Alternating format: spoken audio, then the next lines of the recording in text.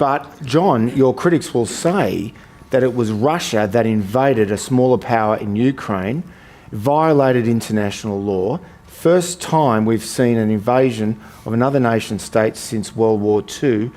And the overwhelming consensus in Australia as well as in Washington is that we have a moral obligation to support the little guys against the big bullies in Russia. What's wrong with that argument? Well, you're going to end up fighting wars all over the planet. And if you people in Australia and people in the United States want to fight wars all over the planet, be my guest. I mean, I think you should do it because you're enthusiastic about the enterprise. But I happen not to be enthusiastic about the enterprise. The other thing is, if you look at a situation like Ukraine, it's not Australians and Americans who are doing the dying. I'd be willing to bet if we had to take young people from Australia and the United States and put them on the front line in Ukraine, that war would end very quickly. But one just final point on this. If we, after the Cold War ended with the Soviet Union, we had left Europe or just stayed put and not expanded NATO eastward, we would not have this conflict in Ukraine.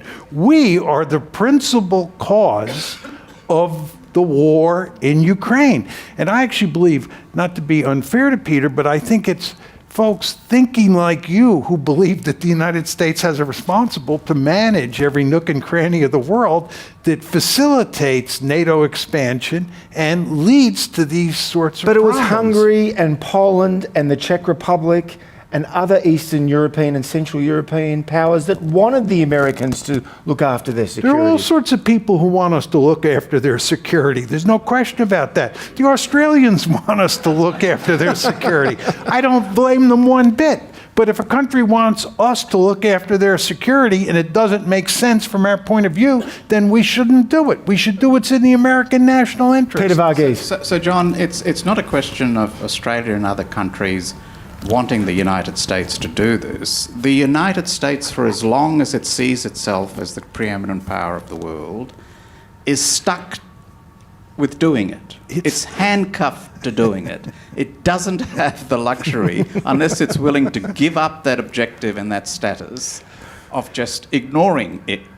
Issues around the world. That's because there are more Peter Vargheses in America than there are John Mearsheimers.